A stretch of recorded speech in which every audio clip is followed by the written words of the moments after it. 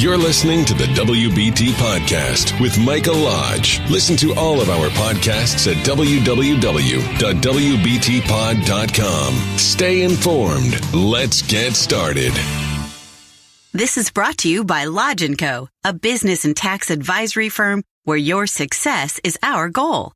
Call us today toll-free at 888-681-1518 or visit us at www.lodge-co.com and learn more about what we can do for you. Lodge & Co., your source for sound business and tax services. And welcome to the WBT. This is Michael Lodge. I'm so glad that you joined me this morning. Okay, I'm kind of pissed off this morning because I'm seeing a lot of mainstream media and Democrats and liberals attacking the president because he wants to freeze federal wages at the moment. And he has every right to. Listen, every CEO of every single company has to look at their expenses. And the biggest number that's always on every single income statement as an expense is salaries and wages. It happens in churches. It happens in business and corporations and small businesses and sole proprietorships. If you have employees, the highest cost of operation is your salaries and wages.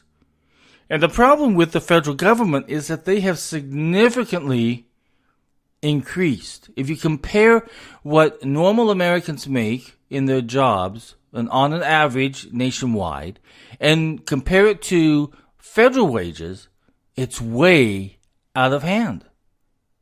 It's screwed up. It's gone way out of hand so that it is the biggest expense of any government issue.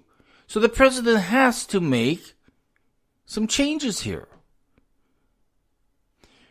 From the year 2000 until 2015, now think about this. The average with total compensation, okay, which means 401k, retirement plans, dental plans, medical plans, everything else, educational plans.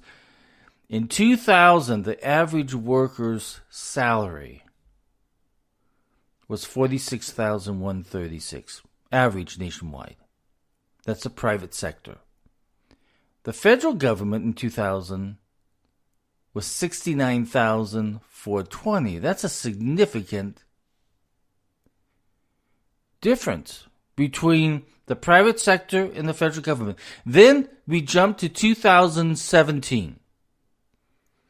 So again, if you add up all of the benefits of being an employee, the average private sector made about $70,764.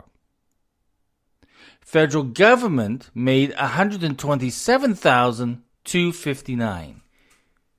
You see the big difference there? There's a huge difference, which means that salaries for federal government employees have significantly gone up compared to the private sector. So if you look at that right now, you take out all of the benefits and everything else. Right now, on average, the private sector makes about $59,458. That doesn't include 401k plans, dental, or anything. Just on average, the American worker makes about $59,458. The federal government employee makes $88,809. So you see, there is a huge difference between private sector employees who work damn hard compared to federal government employees who have unions going in there and raising the cost of salaries and wages for the federal government. Now, if you take a look at the federal government employs about 2.1 million civilian workers, 2.1 million. That costs about $276 billion a year. Since the 1990s, federal workers really have enjoyed faster compensation growth than private sector workers. In 2016, federal workers earned 80% more on average than private sector workers. And federal workers earned 42% more on average than state and local government workers.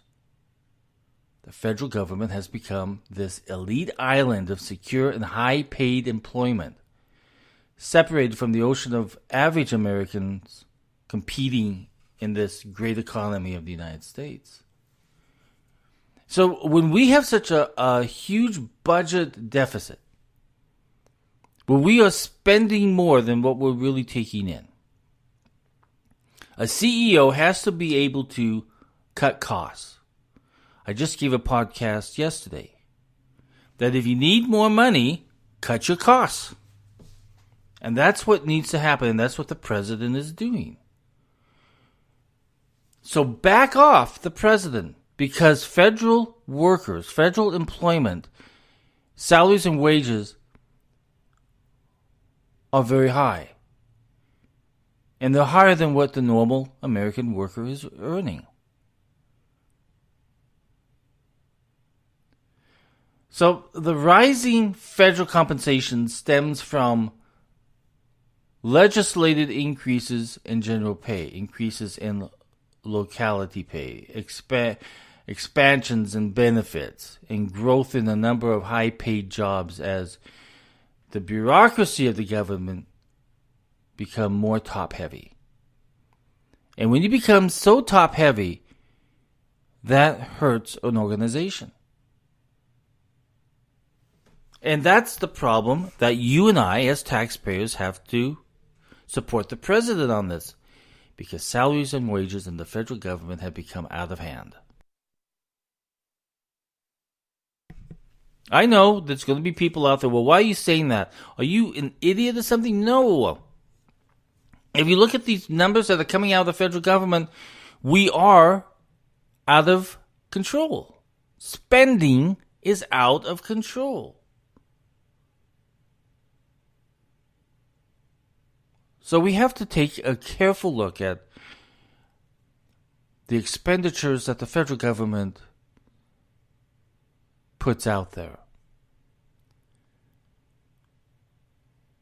We have a salary issue, wage issue within the federal government that needs to be on hold for just a little bit. The president is not slapping the face of federal workers. Don't even go there. What he's trying to do is get a salary and wage of federal workers under control, because it's gone up so significantly from 2000 until 2017 and 18. We have a problem, and the president has to fix it. And the way that he can stop a little bit of the expenditures is by freezing wages and salaries. Has to be done. It's done in corporations when there's a tough situation going on in the company. The company's a little top heavy. Instead of laying people off, freeze the wages. I've had to do it within my company. Other companies have done it. Small firms have done it. I'm doing it in my firm. I have to, at some point in times where we see a dip in our revenues, we have to also take a freeze on our wages until we can improve the situation. So the president, as the CEO of the United States, is doing the right thing by freezing the wages of federal workers. So if you are attacking him for that and you think that's anti-American, no. This is just common sense. When you have an expenditure going out of control, you freeze it. Common sense. So don't make this political. This has nothing to do with politics. This has to do with common sense management of a nation where our expenses have gone out of control. So I back the president on this one, because I tell you, when you see something going out of control, And as a business person, I see it all the time with my clients, where certain expenses have just skyrocketed. You got to stop it. If you want more money, cut your expenses. Don't raise taxes, cut your expenses. Come on, let's use a little bit of common sense in this. These are tax dollars being spent. So let's allow the president to use a little bit of common sense and bring this expense item under control. It's just smart. It's good business. And it's good government. If you have any questions, send me an email at mlodge@lodge-co.com, and I will try to answer them as fast and as quickly as possible. If I don't know the answer, I will find the answer for you. Again, this is Mike Lodge. I'll be talking with you soon. Always come, Monday through Saturday is always business and taxes. So stay tuned. And go to www.wbtpod.com, where all of our podcasts are there. I'll talk with you soon. Have a great day. This is brought to you by Lodge & Co., a business and tax advisory firm where your success is our goal. Call us today toll-free at 888-681-1518 or visit us at www.lodge-co.com and learn more about what we can do for you. Lodge & Co., your source for sound business and tax services. Thank you for listening to the WBT with Michael Lodge. Join us again tomorrow as we explore more about business and taxes. Follow us on iHeartRadio and go to our podcast website at www.wbtpod.com and listen to all of our podcasts and read our blogs.